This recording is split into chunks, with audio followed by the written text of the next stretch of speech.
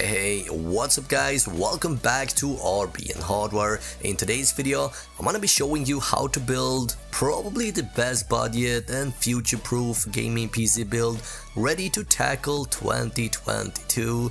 Now we are once again aiming for the maximum value for money, and I'm specifically picking PC parts that you should be able to find in stock at the best bang for your buck. Now I'm gonna show you guys step by step how to build a cheap gaming PC, all the component choices, explaining why I think they will be great fits for today's build.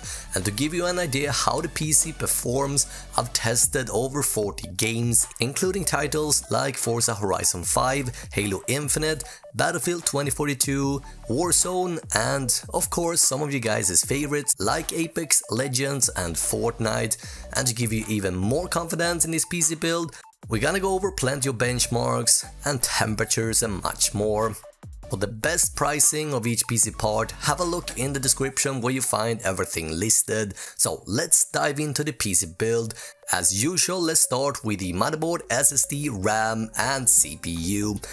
And speaking of the processor for this build, I've selected the $199 6-core Ryzen 5 3600, perhaps one of the best budget processors around right now, where you're not only getting a competent CPU, but also a great CPU cooler, which is saving us a couple of dollars that we can spend on the GPU choice. Now, as we can see, the 3600 delivers high frame rate across the board thanks to its decent amount of cache and core count and clock speed.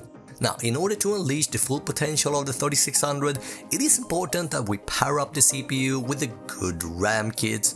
We're gonna take a look at that in just a second.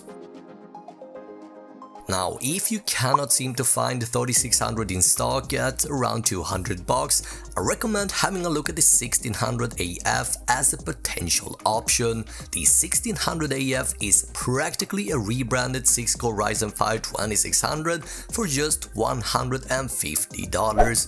Now, with that said, let's move on to the motherboard, and this is sort of the heart of our PC build that basically connects everything together, and this is one area where you actually can save quite a bit of money. Here we got two options, either this B450 M board from Gigabyte, packed with basically everything you need and support for Ryzen 5000 through a free BIOS update, or you can also pick this board from MSI, currently selling for just $60.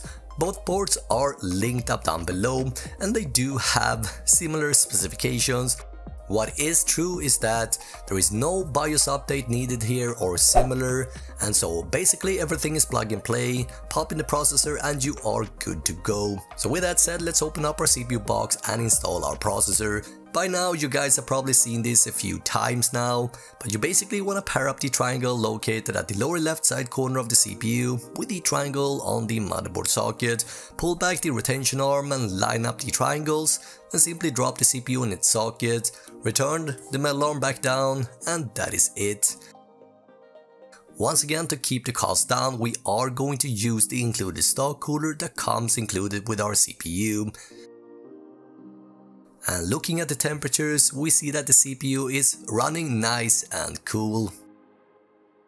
Now, installing the included cooler is quite easy. Look for the 4 pre-installed screw holes around the motherboard socket and match up those with the 4 spring screws on the cooler with the AMD logo facing the I/O and heatsink, screwing each of the corners in a cross pattern. Then plug in the CPU fan cable and we are set and done. If you're getting any value out of this video and you want videos more often, please smash the like button, subscribe and turn on the notifications bell so that you know exactly when new content is released. Next up, we gotta move on to RAM, and here it is important that we do select the fast kit to utilize the CPU's full potential.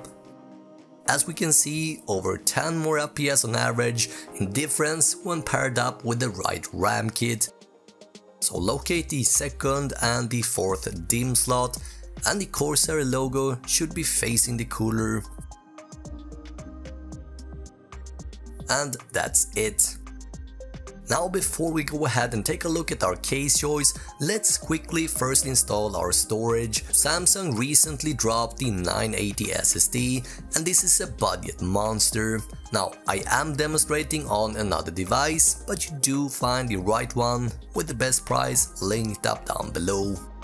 And with that out of the way, we can finally move on to our case choice, and this is a favorite that I've been using for time and time again for many of my PC builds on this channel. This is the Cooler Master MB320, a budget micro ATX chassis with 2 included ARGB fans for excellent cooling over our GPU and CPU. With a price tag of $60, it is hard to find anything cheaper that delivers the same quality and cooling, and this is by far one of my top favorite budget cases that are built in. Now, side note, in order to get the RGB to work, we're gonna have to add an ARGB controller, and for details how to install this, you find a video linked up down below.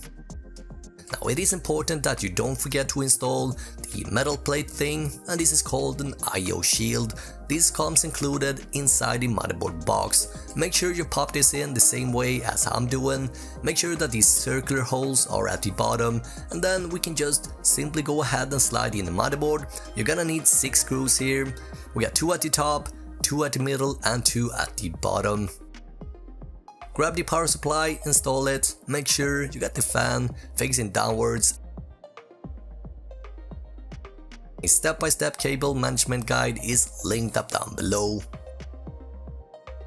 And with that done, we can finally take a look at our GPU choice. This is the GTX 1660 Super, built on the popular 12nm Turing architecture with support for the latest standards like the X12. Unfortunately, yeah, the GPU does lack RT and Tensor cores, so there's no option here to use either DLSS or ray tracing effectively. But yeah, as we're gonna witness in just a second, gaming performance is excellent on this GPU, running most games at 1080p high to very high settings. But yeah, a question you might be asking, how does the 1660 Super handles modern games? Well, I was very curious to find out, so I decided to test the heck out of this GPU, and as we can see, again opting for 1080p high to very high, you're gonna be sitting at around the magic 60 FPS mark, even in the more recent titles like Halo Infinite for example. Once again, also have Forza Horizon 5 delivering respectable framerate at 1080p high settings. Doom Eternal, another game, runs great at very high graphics. Age of Empires 4 at 1080p high settings, running great, as well as Warzone, no problem for this budget GPU. However, Battlefield 2042 is actually a little bit of an outlier here, as it does run a little bit choppy at high graphics, and so for this particular game guys, I would recommend sticking to the normal graphics preset. The never-ending GPU shortage is, yeah, believe it or not, unfortunately not over, and so that is also partly why the 1660 Super is a decent option worth considering right now. Now, thanks to the fact that the 1660 isn't super efficient for mining crypto, it can be picked up fairly cheap on eBay. Having a look at the prices, we can see that this graphics card is starting at around $400. Keep in mind guys, this GPU has an MSRP of $230. With that said, I'm gonna link up the best deal I can find for you guys down in the description. Now if you wanna pick up a brand new GPU without breaking the bank, I would recommend having a look at the 1650 Super or perhaps the 1660 base model.